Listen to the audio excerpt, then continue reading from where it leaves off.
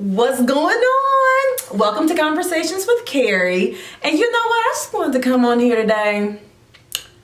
I've been needing a little bit of encouragement, so I want to share that with you as well. And you know how you think about like well, at least I think about my favorite characters in the Bible. Like, not just because of like, you know, maybe I relate to their story, but more because of just like some of the things they went through and how they handled it. So I recently got a word from, I shouldn't say recently, at the beginning of this year, I feel like the Lord told me some specific things, and part of them have happened and the other part has not.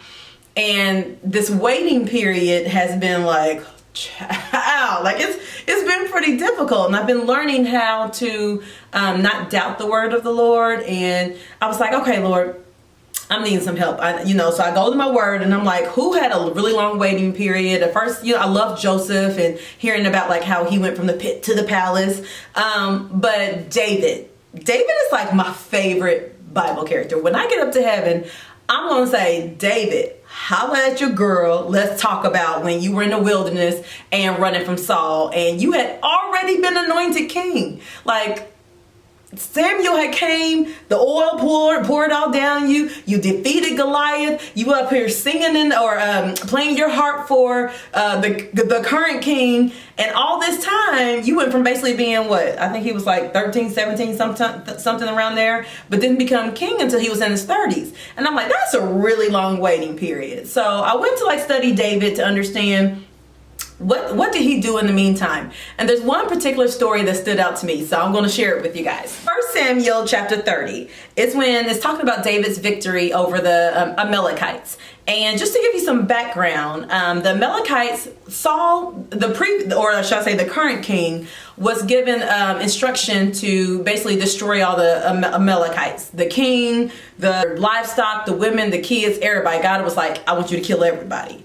But Saul, he just, being Saul, didn't do that. And he actually spared some of their livestock, and he spared some of the people, as well as he spared the king. Or he definitely spared the king. And so we're kind of coming full circle now, because now David is facing or dealing with the issue that Saul didn't take care of.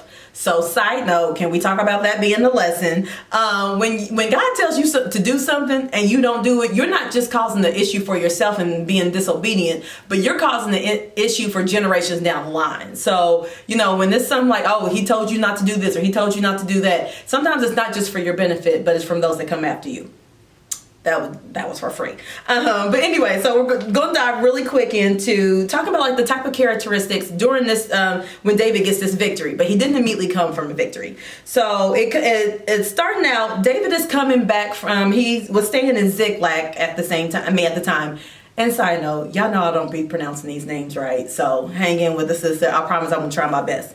But him and his men, like David was hiding in the wilderness at this time and was staying at Ziklag. And that was some land that King Kish, I don't know how to pronounce it, had given to David. And basically had told David, like, the Philistines don't trust you and we about to go into battle and they think you're going to turn on them. So you just need to go on back and handle your business. So David and his 600 men come back home to Ziklag. But when they come back, they realize that Amalekites had basically raided everything, taken all their women and children and their livestock, and burned up the place. So imagine that you're already on the run and you're waiting for your rightful place on the throne. So when I talked about like you're waiting for the thing that God promised you, that that's supposed to happen, and it still hasn't come, still hasn't manifested yet. And then you come back, and not only are you just like going to this place that's not even home, but everything has been taken from you, everything that you value.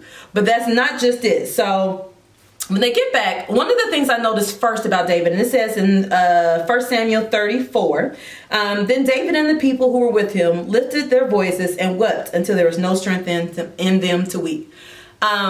This to me, I immediately noticed that David had vulnerability and empathy. Like, he wasn't one of those leaders that, he was already in a tight spot. This was not ideal.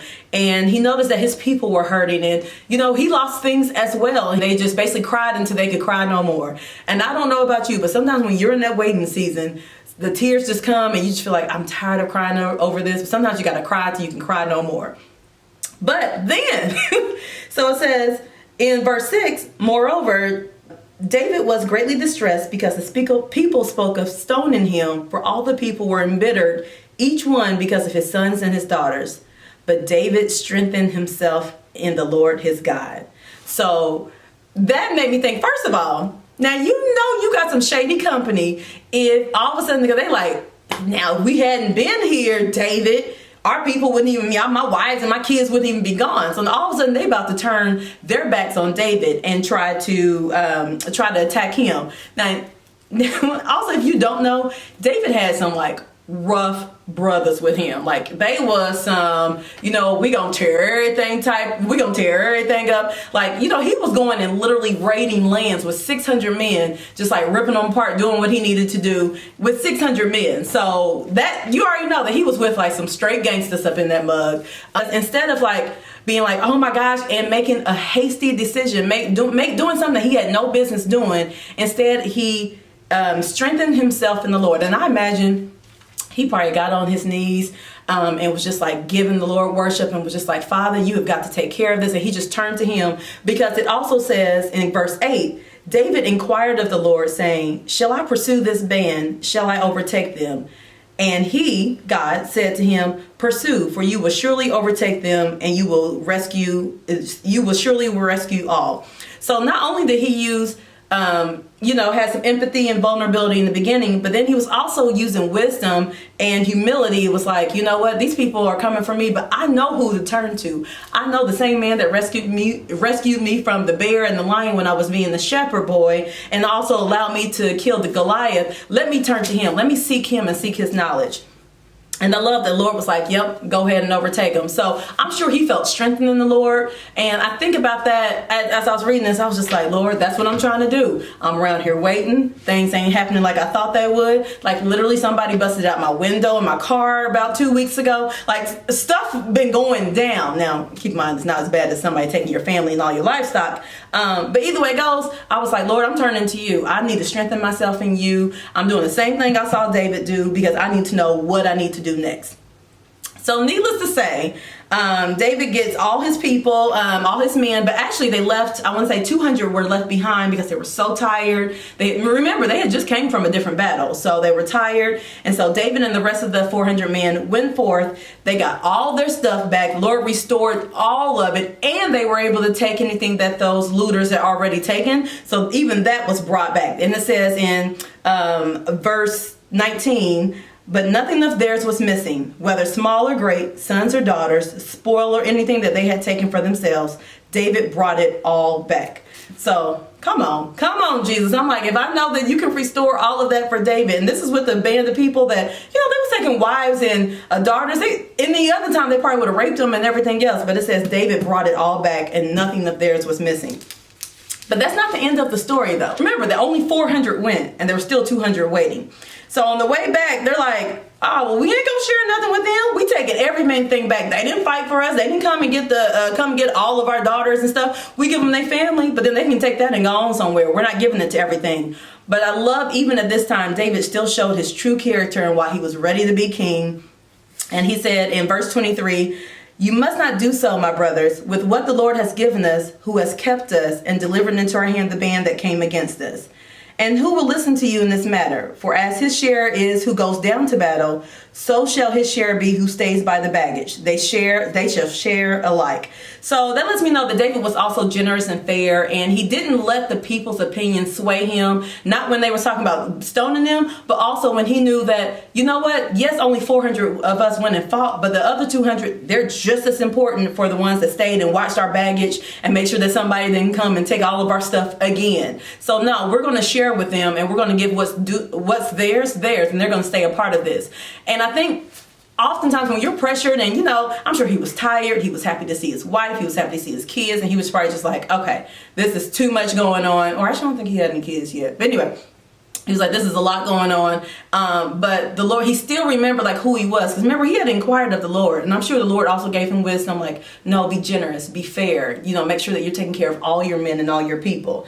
And not only that, but when David got back to Ziklag, he then, it says in verse 26, it said, behold, a gift gift for you from the spoil of the enemies of the Lord. Basically, not only did David come back, he gave the men what was his, make sure everything was restored and distributed appropriately. But then he went and gave some to other people that maybe he just realized, like, I know what it's like to be in a rough situation. So I'm going to actually share with you, even though I don't even have a permanent home, I'm technically still on the run from a king who wants to kill me because he knows that his throne is rightfully mine.